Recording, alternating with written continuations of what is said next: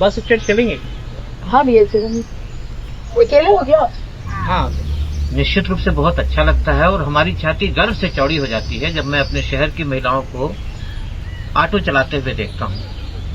और यही नहीं, अभी तो आप देख रहे हैं कि ये सवारियां लेकर रेलवे स्टेशन, बस स्टैंड जाती हैं। मैं आपको बताऊं कि हमारे यहाँ की शहर की जो महिलाएं हैं ये बच्चों को भी स्कूल छोड़ने में वैन भी चलाती हैं।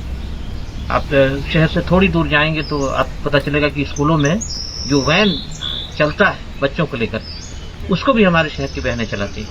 ये बहुत अच्छी बात है क्योंकि हैं महिलाएं हमारे शहर का नाम बहुत अच्छा रोशन कर रही हैं, खुद मेहनत करती हैं, खुद कमा रही हैं, ऑटो चला रही हैं, अपना भरण पोषण कर रही हैं, किसी पर निर्भर नहीं है। ये हमारे देश के लिए बहुत अच्छी बात है और हमारे शहर के लिए। मैं गीता सिंह अंबिकापुर की रहने वाली हूँ और मेरी परिस्थिति बहुत खराब होने के कारण मैं ऑटो में आई, लेकिन मुझे नहीं पता था कि ऑटो में आने के बाद मुझे मान सम्मान मिलेगा। मैं ऑटो में आने के बाद मुझे मान सम्मान और पैसा सारा कुछ मिला, इसलिए मुझे बहुत खुशी होती है क्योंकि मेरी परिस्थिति बहुत खराब थी। मैं बच्चों को पढ़ा पाने में भी असमर्थ थी। मेरे पास कोई जीने का रास्ता नहीं था और मैं खुद सोच रही थी कैसे करा जाए, कैसे जीऊँ, बच्चों को कैसे जिलाऊँ। बहुत विषम परिस्थिति थी मेरे पास। आने के लिए मेरे पास बिल्कुल भी नहीं होता। सुबह कमाओ तो लगता शाम को क्या खाएंगे, शाम को हो तो सुबह का जुगाड़ कैसे होगा, ऐसा स्थिति था। जब यहाँ अंबिकापुर में एक ladies collector Ritu Sen ma'am आई, जो मेरे लिए फरिश्ते के रूप में आई और उनके आने के बाद वो ये ऑटो का कार्यक्रम चालू कराई। वो उनका कहना था कि हर कुछ महिलाएं कर सकती हैं तो ऑटो क्यों नहीं चला सकती। अगर ऑटो चलाती हैं तो महिलाएं ऑटो भी चलाएंगी प्लस अपने जीविका भी चला सकती हैं। ये सोच के उन्होंने ये निकाला था स्कीम और इसमें ये था कि निःशुल्क सिखाया जाएगा। मुझे जैसे ही पता चला कि ऑटो निःशुल्क सिखाया जा रहा है, मैंने वहाँ फॉर्म भर के ज्वाइन किया और ऑटो सिखाते सिखाते ये पता चला कि जो लड़की सीख रही है उनके लिए ऑटो फाइनेंस कराया जाएगा और मैंने फाइनेंस करवाया। फिर मैं ऑटो चलाने लगी, मेरे साथ बहुत सी महिलाएं और आईं और आज मैं अच्छा खासा जीवन जी रही हूँ। मैं अपने बच्चों की ज़रूरत और शौक हर चीज़ पूरा कर पा रही हूँ, इस चीज़ की खुशी है मुझे। और मेरी ज़िंदगी में सबसे बड़ा एक्सीडेंट ये है कि मैं ऑटो चला रही थी, एक दिन पूर्व मुख्यमंत्री डॉक्टर रमन सिंह आए और मेरी ऑटो किनारे अपनी गाड़ी रोकने के बाद उन्होंने मुझे पूछा जिला पंचायत जाओगी क्या, ऑटो खाली है। मैंने कहा हाँ, मुझे ले जाओगी क्या पूछे। मैं बोली ये तो मेरे लिए सौभाग्य की बात है कि आप सीएम हो के आप मेरी ऑटो में सवारी करो, ये मेरे लिए खुशनसीबी की बात है। और मैंने उन्हें बैठाया और बैठा के जनपद पंचायत पहुंचा। वहाँ वो मीटिंग में गए और मुझे वो फर्स्ट टाइम बैठे तो पूछे कि कितना किराया हुआ। किराया तो उनका 10 रुपये था, लेकिन उन्होंने मुझे उसी से प्रोत्साहन राशि मुझे 500 रुपये दिए। मैंने मना किया, लेकिन वो बोले कि नहीं ये तुम्हारा नेक बनता है और वो मेरे पैकेट में डाल दिए 500। और वो आज 500 रुपये में आज भी उनका अपने पास रखी। मैं बहुत खुश हूँ और बहुत से ऐसे जो मिलते हैं अंबिकापुर में भी ऐसे बहुत लोग हैं जो हमें शुरू में बहुत से प्रोत्साहन किए, प्रोत्साहित राशि दिए और बहुत गलत भी ऐसा सामना करना पड़ा। बहुत लोग बदमाश कैटेगरी के भी थे तो उसको भी हम अपन को निपटना पड़ा, लेकिन हमारे टीम में बहुत एकता था, जिस एकता के कारण आज भी हम लोग यहाँ बिल्कुल डटे हुए हैं। क्योंकि एक लड़की के साथ कुछ भी होता था वो 5 से 10 मिनट के अंदर सारी लड़की वहाँ इकट्ठे हो जाती थी। और सबसे अच्छी बात यह है कि कलेक्टर मैम ने हमें कराटे सिखा दिया था कि जब आप ऑटो चला रहे हो तो ऐसे बहुत सी परिस्थिति आएगी जिससे आप लोगों को जिसकी ज़रूरत पड़ेगी। तो हम लोग आज जितनी भी लड़कियां चला रही हैं ऑटो, उन सबको कराटे आते हैं और वो अपने आप को 5 से 10 मिनट तो अपने आप को बचा ही सकती हैं जब तक हमारी टीम वहाँ ना पहुँच जाए। और 10 से 11 मिनट नहीं हो पाता, हम सारे इकट्ठे हो जाते हैं और डट के उनके मुकाबला कर रहे थे। अब ऐसा कोई परिस्थिति नहीं आता है क्योंकि अब पुराने हो चुके हैं हम लोग। आज लगभग 6 साल होने को है। अब तो हमारे ऑटो वाले भाई भी हमारा हेल्प करते हैं, हम भी उनका हेल्प करते हैं। अब पुराने होते थे तो बहुत लोग हमको जानने लगे, क्योंकि हम लोग हमेशा कोई बुजुर्ग आता जिनके पास कोई पेरेंट्स नहीं होता, किसी को वृद्धाश्रम जाना है या कहीं उनके घर जाना है, तो हम लड़कियां कभी उन बुजुर्गों से पैसा नहीं लेते और ना ही कोई बच्चे से। अगर बच्चे के साथ पेरेंट्स नहीं है, वो स्कूल के स्टूडेंट हो या किसी भी ताकि मगर छोटे बच्चे हों जिनको छोड़ना होता है और जो पेरेंट्स नहीं है, वो अकेला है, तो हम लोग उनको निःशुल्क छोड़ते हैं, चाहे वो रिच फैमिली से हो या पुअर। इससे हम लोग को नहीं फर्क पड़ता। वो बच्चा मतलब हमारे लिए वो बच्चा है।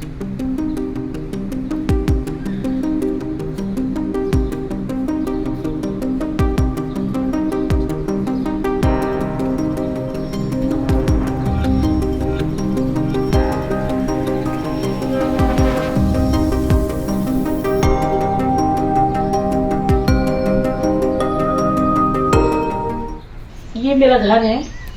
इसको मैं जब ऑटो मुझे मिला, मैं ऑटो चलाने के बाद भी अपना घर बनाई हूँ। जमीन भी खरीदी, उसके बाद घर बनाई हूँ। आज 6 साल हो रहे हैं मुझे ऑटो में। 6 साल में मैं अपना जमीन खरीद के अपना मकान बनाई हूँ। इससे पहले मैं किराए के मकान पे रहती थी और उस समय मेरे पास बहुत परेशानी आती थी, क्योंकि उस समय मेरे पास आय का कोई साधन भी नहीं था। मैं इधर उधर जो भी काम मिलता मैं वो काम करती थी। बच्चे क्योंकि 2 थे मेरे पास, उनका पूरा कैरियर था मेरे सामने, तो मैं जो भी काम मुझे मिलता था बस मैं ये सोचती थी कि ये काम कैसे करूं। फिर मेरे मन में ये आता था कि और भी तो हैं जो मेरे जैसा इंसान है, लेकिन वो लोग करते हैं। मेरे पापा यहाँ अंबिकापुर में कलेक्टेड में थे, तो मुझे भी लगता था, क्योंकि मुझे 75% लोग जानते थे कि ये गुरुमूर्ति सिंह की लड़की है, तो मुझे अपने पापा का भी चिंता रहता था कि कोई देखेगा तो क्या बोलेगा कि इनकी लड़की है। फिर मेरे पास चुनौती था, 2 बच्चे थे, उनका भविष्य था मेरे सामने, पूरा करियर बनाना था, जिम्मेदारी बहुत था। ये सोच के फिर मैं जैसे तैसे घर पे अपने मायके में कभी बताती नहीं थी मैं क्या कर रही हूँ, क्योंकि मैं ये जानती थी कि उनको ये पता चलेगा कि मैं दुखी हूँ तो मेरा सारा परिवार दुखी हो जाएगा। और ये सोच के मैं कभी नहीं बताती थी अपने फैमिली वालों को। उन लोग पूछते थे क्या कर रहे हो, कुछ मैं अच्छे काम बताती थी, लेकिन मैं बहुत मजदूरी तक करी हूँ, बहुत कुछ करी हूँ मैं अपने लाइफ में। बच्चों को वो चीज़ करने के लिए काफ़ी स्ट्रगल करते करते भाई यहाँ किराया, फिर वहाँ से पैसा बढ़ जाए तो वहाँ किराया, मकान मालिक चिल्लाता कि पैसे लाओ नहीं तो खाली कर दो। मेरे सामने बहुत ज़्यादा ही मैं इतने परेशानियों का सामना कर रही थी। मुझे लगता था कि मेरा अपना मकान होता, 1 कमरे का ही होता। जब मैं किसी का घर देखती मैं सोचती थी ऐसा घर कब बनेगा मेरा। फिर मुझे लगता था सिर्फ ये सपना है मेरा, तो इस जीवन में तो मेरे पास अपना ज़मीन भी नहीं है तो घर कैसे सोचूं। लेकिन फिर कभी भी देखती तो मुझे लगता है ऐसा घर मेरा होता। सिर्फ ऊपर वाले से ये कहती थी 1 कमरे का भी मकान दे देना, लेकिन मेरा अपना दे, ताकि मेरे बच्चे अपने छत के नीचे रहें। क्योंकि मैं ये चीज़ बहुत अच्छे से जान गई थी कि अपना मकान है, भूखे भी सो तो कोई खाली कर कहने वाला नहीं। किराए के मकान पे रहो, हर आए दिन यही परेशानी। ये सब जूझते जूझते फिर वही ऑटो का आया और ऑटो चलाई। सबसे पहले मेरा मकसद था कि मुझे बच्चों के सर पे छत देना और बच्चों का पढ़ाई। और मैं इतने बुरे कंडीशन भी चल रहा था, फिर भी मैंने बच्चों की पढ़ाई नहीं रोका और मैं बच्चों को इंग्लिश मीडियम में ही पढ़ाते लाई हूँ। और उसके लिए मुझे जो भी कॉम्प्रोमाइज़ करना पड़ा अपने जीवन के साथ मैंने किया। मुझे 1 टाइम खाना पड़ा, मैंने 1 टाइम खाना खाया, क्योंकि मुझे लगता था बच्चों का कोचिंग कराना है तो पैसे कहाँ से आएगा।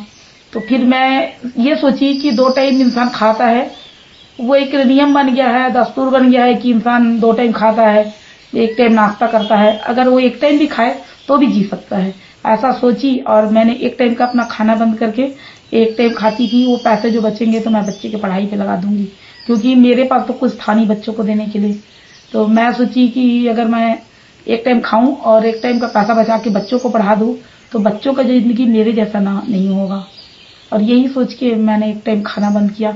मेरे बच्चे छोटे थे, रोज देखते थे कि मम्मी रात को नहीं खाती, पूछते थे मेरे बच्चे कि मम्मी आप खाना नहीं खाओगे। मैं उनको बोलती थी बेटा पेट भर गया मेरा, मैं कुछ खा ली थी तो नहीं खाऊंगी। लेकिन बच्चे मेरे समझदार थे, बोलते मम्मी आपको रोज भूख नहीं लगता है। तो उनके लिए जो रहता मैं दोपहर में बनाती खाना उसको अपन शाम को खाते थे।